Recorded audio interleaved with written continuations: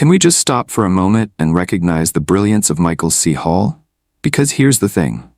When people talk about the greatest actors of television, his name is almost never brought up. You'll hear Bryan Cranston for Breaking Bad, you'll hear James Gandolfini for The Sopranos. But Michael C. Hall? Somehow, he slips under the radar. And that's bizarre. Because when you think about what he's pulled off, not just once, but consistently, across multiple decades, it becomes harder and harder to deny that this man is one of the best to ever do it. Even in the original Dexter, he carried the show through its weakest years. The writing stumbled, the storylines got messy, but his performance never faltered. He made you believe in a character who should, by all accounts, be impossible to relate to, a serial killer who somehow managed to win our sympathy. And now, in Dexter Resurrection, he's not just returning to the role, he's evolving it. When an actor returns to a role after years away, the assumption is almost always financial. The narrative goes, the studio dangles a lucrative offer, the actor accepts, and nostalgia pays the bills. But if you look closely at Michael C. Hall's career, that explanation feels incomplete. Because here's the truth. Hall doesn't move like someone driven by money alone. Between the end of the original Dexter and his return in Resurrection, he didn't chase big Hollywood blockbusters or settle into easy paychecks. Instead, he chose theater productions, indie films, and roles that demanded emotional precision rather than commercial reward. That pattern tells us something important. He gravitates toward challenges, not comfort. And Dexter Morgan is one of the most challenging characters ever written for television. Playing him means walking a razor-thin line, making audiences root for a man who kills, while never letting them forget the horror underneath. It's a paradox, and one wrong step could collapse the entire performance into caricature. For most actors, revisiting a role like that would be exhausting. But for Hall, it seems to be exactly the kind of artistic test he craves. You can see it in the way he performs even the smallest moments in Resurrection. A glance that lingers too long, a pause before speaking.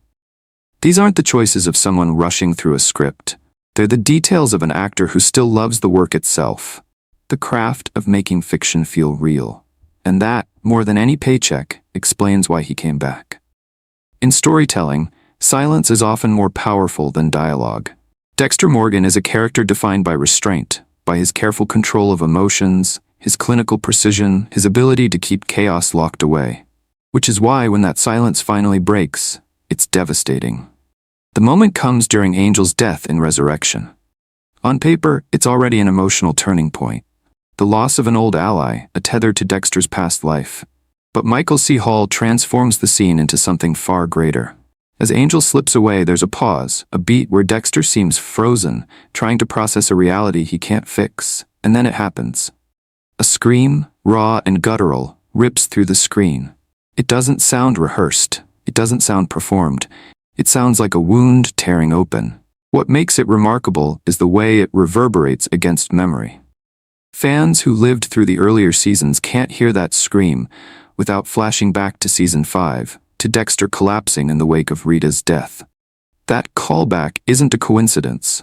It's a reminder of the emotional fractures this character has carried for decades and how easily they can reopen when confronted with loss. And it's not just nostalgia, it's narrative precision. By echoing the past, Hall connects two moments of profound grief, showing us that Dexter has never truly healed, only buried the pain beneath layers of ritual and routine.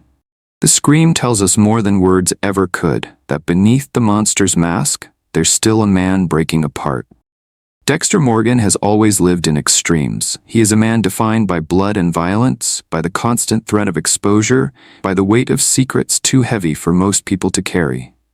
But one of the subtler qualities that kept audiences invested for so long was the unexpected humor woven into his darkness. A dry wit, a sardonic observation, or a perfectly timed delivery could transform a scene from suffocating tension into uneasy laughter. Michael C. Hall understands this duality better than anyone. In Resurrection, he leans into those moments without ever breaking the spell of the character. Take, for instance, the dinner party scenes, mundane on the surface, but layered with irony. Dexter sits among neighbors, smiling, nodding, making small talk. The comedy doesn't come from punchlines, but from the tension of watching a killer pretend to be ordinary. Hall plays it with a restraint that makes you chuckle, while still reminding you of the horror simmering beneath. Then there's the phone call about Lady Vengeance. Hall slips into that playful Freebo-style voice, a callback to earlier seasons. There's a guy screaming next door. She called herself Lady Vengeance. It's absurd. It's hilarious. And yet, because of how naturally he delivers it, the moment doesn't feel out of place. Instead, it mirrors the tone of the original series, where comedy and violence often lived side by side, sharpening each other. This ability to pivot between tones, to make us laugh one moment and recoil the next, is what keeps Dexter so compelling. It's not parody. It's not exaggeration. It's the unsettling reminder that humor can exist even in the darkest corners of human behavior. And Michael C. Hall doesn't just acknowledge that truth, he embodies it. One of the great risks of Resurrection was updating Dexter for a modern age. Social media, smartphones, a new generation of killers. It could have gone terribly wrong. But Hall makes it work.